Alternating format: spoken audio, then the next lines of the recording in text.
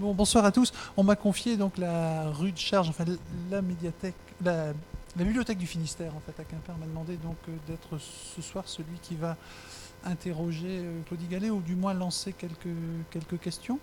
Euh, je le fais bien volontiers, mais sans doute serait-il souhaitable que ce soit vite la salle qui me relaie et puis qui lui pose des questions que vous avez, dont vous avez envie de connaître les réponses. Voilà. Alors, je pense que chacun sait, vous êtes nombreux et surtout nombreuses ici ce soir, à quel point donc l'écrivain qui est assis à côté de moi depuis maintenant une dizaine d'années est connu, reconnu sur la scène littéraire française. J'avais noté ici les titres des livres, des romans qu'elle a publiés, je crois que c'est depuis 2001. Ouais. Est-il nécessaire de les rappeler? Sans doute pas. Vous les avez là, hein, monsieur le libraire. Se fait un plaisir de vous les vendre si vous ne les avez pas. Donc j'ai pensé à tout simplement un certain nombre de questions qui sont des questions d'abord assez générales, puis des questions un petit peu plus pointues peut-être sur l'écriture, sur ce qu'on pourrait appeler le style, avant donc de vous laisser à cet échange. Alors, la première question qui me vient évidemment naturellement sous les lèvres est celle-ci. Comment est-ce que vous êtes venu à l'écriture? Euh, Tout d'abord, bonsoir. Et je suis vraiment très heureuse d'être ici, chez vous, parce que la Bretagne est une terre pour moi de cœur. Je répondrai à sa question après, mais il faut toujours faire ça quand j'habite près d'Avignon. Donc j'ai pris l'avion à Marseille. Mais c'est toujours un bonheur pour moi quand j'atterris ici, quand je retrouve votre ciel tourmenté, que je quitte le ciel un peu trop bleu de la Provence. Donc voilà, je suis un peu, voilà, je suis vraiment très heureuse d'être là. Alors l'écriture, elle est arrivée il y a longtemps. Je suis fille de paysans dans le Dauphiné, des agriculteurs. Mes parents travaillaient du matin au soir la terre, les bêtes. Quand ils avaient nourri les enfants, ils nourrissaient les animaux. C'était un travail sans relâche. Et j'ai grandi dans ce milieu-là. Et à 14-15 ans, j'ai eu envie, pourquoi, je ne sais pas exactement, en tout cas, avant de voir les livres, d'avoir accès à la lecture, je sais que j'ai eu besoin de prendre un crayon et de laisser trace, d'écrire ce que je faisais, ce que je voyais. Donc ça a commencé comme ça. Je ne disais pas j'écris, jamais je n'ai dit un jour je serai écrivain, ça je n'aurais jamais osé. Même aujourd'hui encore, je ne le dis pas. Je suis quelqu'un, oui, qui écrit, qui essaye de trouver peut-être une justification, en tout cas une compréhension de sa vie par l'écriture. Donc l'écriture, elle a commencé il y a très longtemps et elle ne m'a pas quittée jusqu'à aujourd'hui. Merci beaucoup. Du coup, eh bien, une question tout aussi naturelle que la première. On a parlé donc des 7 livres publiés, mais combien de manuscrits cachés dans vos tiroirs? Ils ne sont pas vraiment cachés, il y en a beaucoup. Il y a 8 manuscrits qui ont été...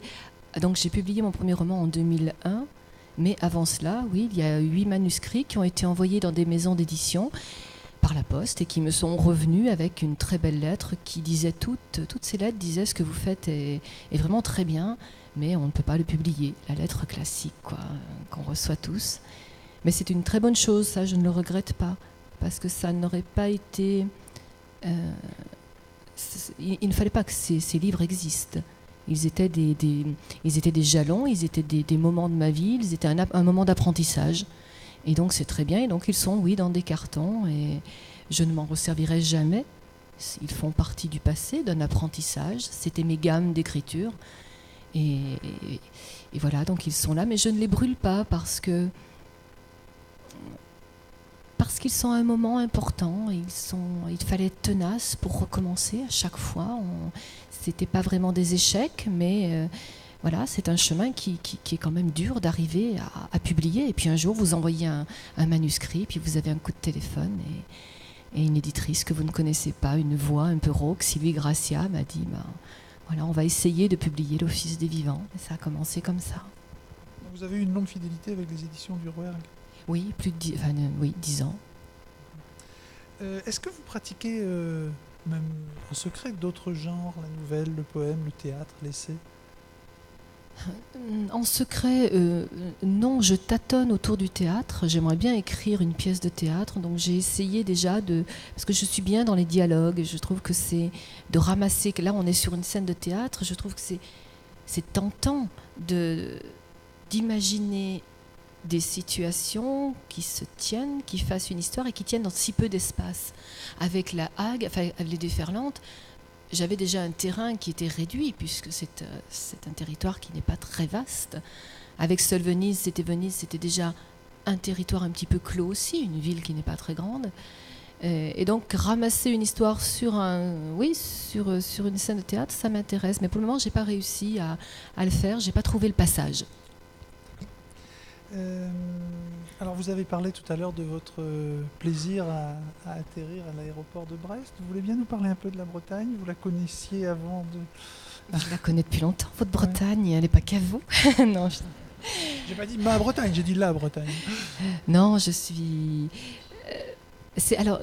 moi je suis une amoureuse de Saint-Malo, de la côte nord. Saint-Malo, Roscoff, Perros-Guirec, toute cette côte nord. Jusqu'à Brest, je connais Concarneau, puisque je suis venue il y a 2 ans. Je suis revenue ensuite. La Hague, c'est pas la Bretagne, mais c'est plus sauvage, c'est plus violent, c'est quelque chose de plus formé. Ici, j'en aime les paysages, j'aime la traversée. Je me souviens de nuit avoir traversé la Bretagne en partant de Morlaix pour arriver à Concarneau par les monts d'Arrée, mais c'était... Mais je garde un souvenir de cette traversée à la fois pleine d'angoisse, parce que c'était une voiture qui brinque-ballait un peu partout. Donc j'ai dit, si on tombe en panne là, c'est la catastrophe. D'avoir vu une chapelle isolée, et on m'a raconté qu'il se passait des choses là-bas dans cette chapelle la nuit. C'est magique, c'est plein de légendes. Votre terre, elle est magique, il faut la protéger, elle est pleine d'histoires, on a envie de rêver dessus. Et puis la côte est superbe. Demain, je vais me lever à l'aube, le plus tôt possible, dès le déjeuner pris, et je vais essayer de le prendre dès que possible, pour remonter la Pointe du Raz, aller prendre un café. Je veux manger demain à midi les huîtres avec un verre de vin blanc à Camaret. Voilà. Donc je ne sais pas si je vais trouver, mais je pense que je vais trouver. Voilà, c'est les rêves quand vous habitez Avignon, vous rêvez de ça. Bon, je crois qu'on ne peut pas mieux parler de la Bretagne. Merci en tout cas pour ça.